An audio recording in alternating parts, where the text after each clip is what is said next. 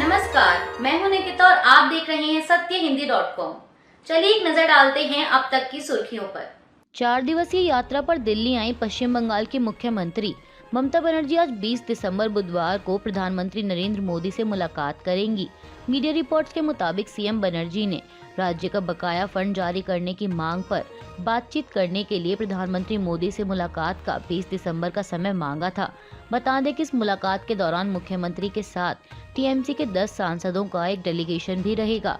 गौरतलब है कि दिल्ली के लिए रवाना होने से पहले ममता बनर्जी ने पत्रकारों से बातचीत के दौरान कहा था कि केंद्रीय निधि जारी करने की मांग को लेकर वह पीएम से मिलेंगी। साथ ही उन्होंने यह भी दावा किया था कि केंद्र को महात्मा गांधी राष्ट्रीय ग्रामीण रोजगार गारंटी कानून यानी मनरेगा के तहत पश्चिम बंगाल को 1.15 लाख करोड़ रुपए की बकाया राशि देनी है। अमेरिका में साल 2024 में होने वाले राष्ट्रपति चुनाव से पहले डोनाल्ड ट्रंप को बड़ा झटका लगा है। दरअसल कोलोराडो प्रांत की प्रमुख अदालत ने कैपिटल हिंसा मामले में कल मंगलवार को ट्रंप को अमेरिकी संविधान के तहत राष्ट्रपति पद के लिए अयोग्य करार दिया है। इतना ही नहीं, इसके साथ ही अदालत ने राज्य सचिव को आदेश दिया है कि ट्रंप का नाम रिपब्लिकन राष्ट्रपति पद के मतदान से बाहर किया जाए, यानी कि अब पूर्व राष्ट्रपति डोनाल्ड ट्रंप ना तो चुनाव लड़ पाएंगे और ना ही वोट डाल पाएंगे। कोलोराडो हाई कोर्ट ने 4-3 के बहुमत वाले अपने फैसले में कहा कि अदालत के बहुमत का मानना है कि ट्रंप 14वें संशोधन की धारा 3 के तहत राष्ट्रपति पद संभालने के लिए अयोग्य हैं। बता दें कि हाई कोर्ट ने जिला अदालत के न्यायाधीश के निर्णय को पलटते हुए यह आदेश दिया है। जिला अदालत ने अपने निर्णय में कहा था कि ट्रंप ने 6 जनवरी 2021 को कैपिटल पर हुए हमले के लिए भीड़ को हिंसा के लिए उकसाया था, लेकिन ट्रंप को राष्ट्रपति चुनाव में भाग लेने से नहीं रोका जा सकता, क्योंकि यह स्पष्ट नहीं है कि संविधान की धारा राष्ट्रपति पद को कवर करती है। वहीं अब इस मामले को लेकर ट्रंप के वकीलों का कहना है कि वह हाई कोर्ट के इस फैसले को अमेरिकी सुप्रीम कोर्ट में चुनौती देंगे। लोकसभा से निलंबित किए गए सांसद अब चैम्बर, लॉबी और संसद की गैलरी में प्रवेश नहीं कर पाएंगे। लोकसभा सचिवालय ने इसे लेकर एक सर्कुलर जारी किया है। जारी सर्कुलर के अनुसार अगर वह सांसद किसी संसदीय समिति के सदस्य हैं तो वह उसकी कार्यवाही में भी भाग नहीं ले सकते और निलंबित सांसदों के नाम से कोई बिजनेस भी लिस्ट नहीं होगा। इसके अलावा निलंबित सांसदों को डेली अलाउंस भी नहीं मिलेगा। बता दें कि विपक्षी सांसदों के निलंबन की कड़ी में लोकसभा अध्यक्ष ओम बिरला ने कल मंगलवार को सदन की कार्यवाही में बाधा डालने के चलते 49 और सांसदों को निलंबित कर दिया था, जिसके बाद इस सत्र में निलंबित सांसदों की कुल संख्या 141 हो गई है और यह निलंबन के मामले में अब तक की सबसे बड़ी संख्या है। संसद के शीतकालीन सत्र के दौरान 141 सांसदों के निलंबन पर शिवसेना यूबीटी के मुखपत्र सामना में एक लेख छपा है, जिसमें सांसदों के निलंबन को लेकर केंद्र की मोदी सरकार पर जमकर निशाना साधा गया है। सामना में सवाल करते हुए लिखा गया कि संसद का शीतकालीन सत्र सिर्फ विपक्षी दलों के सांसदों को निलंबित करने के लिए ही शुरू है क्या? लोकसभा और राज्यसभा इन दोनों सदनों में सरकार आए दिन विपक्षी सांसदों के खिलाफ निलंबन का सोटा चला रही है। 13 दिसंबर को संसद भवन में 2 युवकों की ओर से किए गए स्मोक बम हमले पर विपक्ष रोजाना सरकार से जवाब मांग रहा है, लेकिन सरकार सवालों का जवाब देने की बजाय विपक्षी सांसदों को निलंबित कर रही है।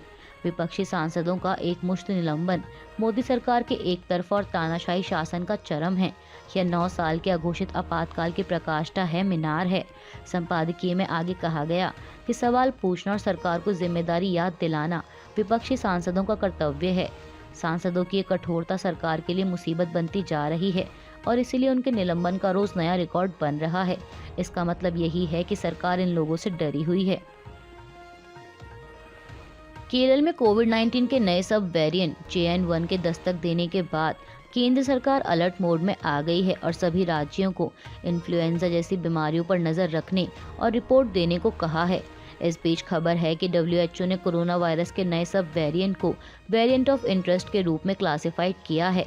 हालांकि WHO ने साथ ही ये भी कहा है कि इससे सार्वजनिक स्वास्थ्य को ज्यादा खतरा नहीं है। समाचार एजेंसी रॉयटर्स की एक रिपोर्ट के मुताबिक विश्व स्वास्थ्य संगठन ने कहा कि मौजूदा वैक्सीन JN1 और कोविड-19 वायरस के अन्य सर्कुलेटिंग वेरिएंट से होने वाली गंभीर बीमारी और मौत से रक्षा करते हैं। देश में कोविड-19 एक बार फिर अपना डर फैला रहा है। कल मंगलवार को तेलंगाना राज्य में कोविड के 4 नए मामले सामने आए, जिसे लेकर सरकार ने लोगों से सतर्क रहने की अपील की है। इस बारे में जानकारी देते हुए राज्य के सार्वजनिक स्वास्थ्य और परिवार कल्याण निदेशक ने कहा कि तेलंगाना में मंगलवार को कोविड के 4 मामले दर्ज किए गए हैं। उन्होंने पड़ोसी राज्यों में कोविड-19 के बढ़ते मामलों को देखते हुए जनता से सतर्क रहने की अपील की। साथ ही 10 साल से कम उम्र के बच्चों, गर्भवती महिलाओं और 60 साल से अधिक उम्र के बुजुर्गों को जब तक अनिवार्य ना हो बाहर जाने से बचने की सलाह दी गई है। बयान में कहा गया है कि 20 से 50 वर्ष के आयु वर्ग में कोविड का संक्रमण अधिक हो रहा है, इसलिए ऐसे लोगों से अनुरोध है कि वे ऑफिस या अन्य जरूरी कार्यों के लिए बाहर जाते समय उचित सावधानी बरतें। इसमें मास्क पहनना सबसे पहली प्राथमिकता है। सरकार ने कहा है कि मास्क ना पहनने पर जुर्माना भी लगाया जा सकता है। तमिलनाडु के मुख्यमंत्री M.K. स्टालिन ने कल मंगलवार 19 दिसंबर को प्रधानमंत्री मोदी से मुलाकात की।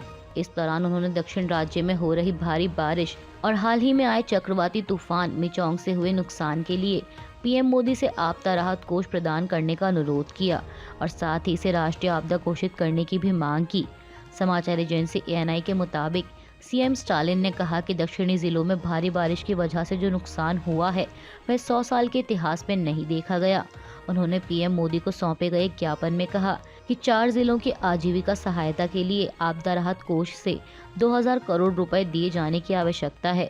इस बात की जानकारी सोशल मीडिया प्लेटफॉर्म X पर देते हुए मुख्यमंत्री ने लिखा कि तमिलनाडु के बाढ़ प्रभावित क्षेत्रों की तत्काल स्थिति पर चर्चा करने के लिए माननीय प्रधानमंत्री नरेंद्र मोदी से मुलाकात की, चल रहे बचाव प्रयासों को बढ़ाने और महत्वपूर्ण बुनियादी ढांचे को बहाल करने के लिए NDRF से धन की मांग करते हुए ज्ञापन सौंपा है। उन्होंने लिखा कि इस चुनौतीपूर्ण समय के दौरान तमिलनाडु की जरूरतों पर ध्यान देने के लिए PMO का आभारी हूँ। कल मंगलवार 19 दिसंबर को हुई विपक्षी गठबंधन इंडिया की बैठक में बहुजन समाज पार्टी का भी मुद्दा उठाया गया। इस बारे में जानकारी देते हुए RJD नेता मनोज कुमार झा ने बताया कि समाजवादी पार्टी अध्यक्ष अखिलेश यादव की मौजूदगी में सपा नेता रामगोपाल यादव ने बैठक में इस मामले को लेकर अपनी बात रखी। उन्होंने बैठक में यह स्पष्ट किया कि अगर बसपा इंडिया गठबंधन का हिस्सा बनती है तो सपा गठबंधन से खुद को अलग कर लेगी। RJD नेता ने कहा कि अब ये सारी बातें समिति में हैं और नेताओं के बीच में हैं और लोगों और राजनीतिक दलों का रुझान तय करना समिति का काम है और फिर इस पर निर्णय लेना है। मनोज झा ने बताया कि इस मामले पर कांग्रेस अध्यक्ष मल्लिकार्जुन खड़गे का कहना है कि हमें किसी भी तरह की अफवाहों पर ध्यान नहीं देना चाहिए। कल मंगलवार 19 दिसंबर को हुई विपक्षी दल की बैठक में पश्चिम बंगाल की मुख्यमंत्री और TMC प्रमुख ममता बनर्जी ने कांग्रेस अध्यक्ष मल्लिकार्जुन खड़गे को साल 2024 के लिए विपक्षी गठबंधन की ओर से प्रधानमंत्री पद का उम्मीदवार बनाने का प्रस्ताव रखा। हालांकि यह बात थोड़ी चौंकाने वाली थी क्योंकि कांग्रेस और TMC के बीच अक्सर तीखी बयानबाजी देखने को मिलती रही है। वहीं ममता बनर्जी के इस प्रस्ताव का आम आदमी पार्टी प्रमुख अरविंद केजरीवाल ने भी समर्थन किया है। इस बारे में जानकारी देते हुए बैठक में मौजूद विपक्षी खेमे के नेताओं वाइको, PC थॉमस आदि ने बताया कि सबसे आखिर में बोली ममता ने कहा कि गठबंधन के लिए अच्छा होगा कि हम सब मिलकर देश का पहला दलित प्रधानमंत्री बनाएं। वहीं केजरीवाल ने दीदी के इस प्रस्ताव पर सहमति जताई। हालांकि इस पर कांग्रेस अध्यक्ष खड़गे ने कहा कि वे दलितों के कल्याण और उत्थान के लिए काम करते रहे हैं, मगर PM उम्मीदवार तय करने से पहले ज्यादा जरूरी है कि इंडिया के दल मिलकर चुनाव में जीत हासिल करें और फिर PM तय करें। कांग्रेस अध्यक्ष मल्लिकार्जुन खड़गे को 2024 आम चुनाव में विपक्षी गठबंधन का मुख्यमंत्री चेहरा बनाए जाने के प्रस्ताव पर बीजेपी ने पलटवार किया है। केंद्रीय मंत्री और बीजेपी नेता गिरिराज सिंह ने ममता बनर्जी और अरविंद केजरीवाल पर निशाना साधते हुए कहा कि केजरीवाल और ममता बनर्जी जानते हैं कि राहुल गांधी के रहते खड़गे जी प्रधानमंत्री पद के उम्मीदवार नहीं होंगे। ऐसे में इन दोनों ने राहुल गांधी को दौड़ से बाहर करने के लिए यह जाल बिछाया है। मुख्तार अंसारी के बेटे उमर अंसारी को इलाहाबाद हाईकोर्ट से झटका लगा है। दरअसल कोर्ट ने उमर अंसारी की अग्रिम जमानत को खारिज कर दिया है। बता दें कि साल 2022 में विधानसभा चुनाव के दौरान आदर्श आचार संहिता के कथित उल्लंघन के मामले में अदालत में कल मंगलवार को सुनवाई हुई। इस दौरान अदालत ने कहा कि मामले में तथ्यों और परिस्थितियों को देखते हुए अपराध बनता है। जस्टिस समित गोपाल ने कहा कि आवेदक विभिन्न प्रकार की आपराधिक गतिविधियों में शामिल है और मुकदमे की कार्यवाही में उसका असहयोग है, इसलिए कोर्ट का विचार है कि वर्तमान अग्रिम जमानत के आवेदन को खारिज कर दिया जाए। राज्यसभा के सभापति जगदीप धनखड़ की मिमिक्री करने को लेकर टीएमसी सांसद कल्याण बनर्जी के खिलाफ दिल्ली के डिफेंस कॉलोनी के एक पुलिस स्टेशन में शिकायत दर्ज कराई गई है। डीसीपी साउथ ने इस बात की जानकारी देते हुए बताया कि संसद में भारत के उपराष्ट्रपति की मानहानि का आरोप लगाते हुए एक वकील द्वारा यह शिकायत दर्ज कराई गई है। डीसीपी ने कहा कि यह मामला नई दिल्ली जेल का है और यह बात वकील को बताई गई, लेकिन जब वह नहीं माने तो शिकायत प्राप्त कर इसे नई दिल्ली जेल भेज दिया गया है। आपको बता दें कि आखिर मामला है क्या। दरअसल संसद के शीतकालीन सत्र के दौरान निलंबित किए गए विपक्षी सांसद संसद के परिसर में धरना दे रहे थे। इसी दौरान टीएमसी सांसद ने उपराष्ट्रपति जगदीप धनखड़ की मिमिक्री करनी शुरू कर दी, जिस पर धरने पर बैठे विपक्षी सांसद जमकर ठहाके लगाने लगे।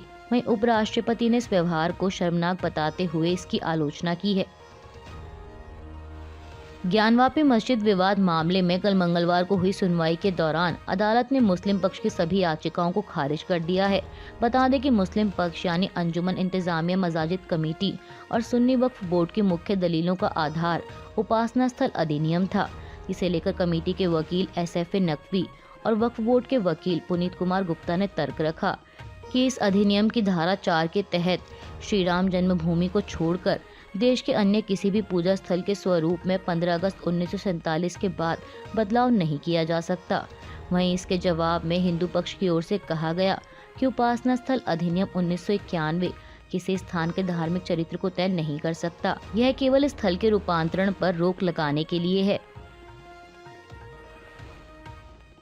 भारत और साउथ अफ्रीका के बीच 3 मैचों की वनडे सीरीज का दूसरा मुकाबला कल 19 दिसंबर मंगलवार को ककबेरहा के सेंट जॉर्ज पार्क में खेला गया। इसमें भारतीय टीम को साउथ अफ्रीका के आगे हार का सामना करना पड़ा। बता दें कि साउथ अफ्रीका की टीम ने टॉस जीतकर पहले गेंदबाजी का फैसला किया था। वहीं बल्लेबाजी करने मैदान में उतरी भारतीय टीम ने उसके आगे 212 रनों का टारगेट रखा और इस टारगेट को अफ्रीकी टीम ने 2 विकेट के नुकसान पर 42.3 ओवरों में ही आसानी से हासिल कर लिया और कल के इस मैच में भारतीय टीम को 8 विकेट से शिकस्त दी। हालांकि फिलहाल यह सीरीज 1-1 की बराबरी पर आ गई है, क्योंकि पहले मुकाबले में भारतीय टीम ने जीत दर्ज की थी। स्टॉक मार्केट आज बुधवार 20 दिसंबर को पॉजिटिव नोट पर खुली है, जहां निफ्टी 21,550 के पार पहुंच गया, तो वहीं सेंसेक्स भी पहली बार 71,850 के पार पहुंच गया है। बता दें कि इससे पहले कल मंगलवार को सेंसेक्स 122 अंक चढ़कर 71,437 पर बंद हुआ था। बात करें बैंक निफ्टी की, तो वह 48,000 के लेवल पर ट्रेड कर रहा है।